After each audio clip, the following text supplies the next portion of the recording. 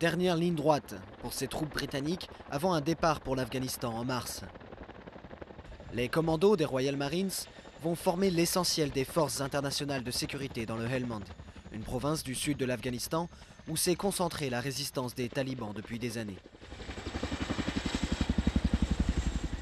Dans ce jeu de rôle, les soldats discutent avec les Afghans de leurs besoins locaux. Une base militaire, en guise de village traditionnel, mais ce sont de vrais Afghans qui les accueillent à la Shura, la réunion des anciens. Nous devons être préparés à ce qui nous attend là-bas. Comme ils sont d'Afghanistan, ils savent ce qui se passe là-bas. Alors c'est la meilleure façon de nous entraîner. Puisque les troupes britanniques doivent commencer à se retirer du pays cette année, l'objectif de ces jeunes militaires sera de donner à la police et à l'armée afghane du Helmand les compétences nécessaires pour se gouverner eux-mêmes.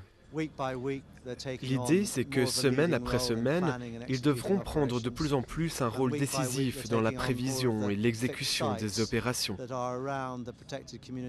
Et petit à petit, ils sécuriseront plus d'endroits autour des communautés où vivent les habitants du centre de Helmand.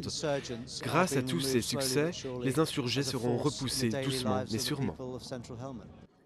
Mais les insurgés restent une menace non négligeable. 350 soldats britanniques ont péri en Afghanistan depuis le début des opérations en 2001. Des pertes en diminution depuis que les États-Unis ont repris la main dans la région de Sangin l'année dernière. L'attention se concentre maintenant sur le centre du Helmand pour reconstruire, assurer la justice et une meilleure gouvernance.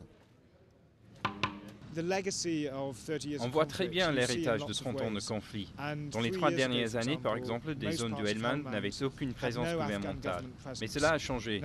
11 des 14 districts du Helmand ont maintenant des gouverneurs.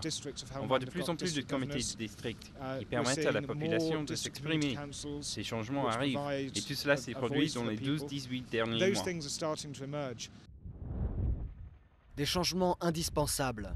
La Grande-Bretagne a encore 10 000 soldats en Afghanistan et le dernier devra avoir quitté le pays au plus tard en 2015.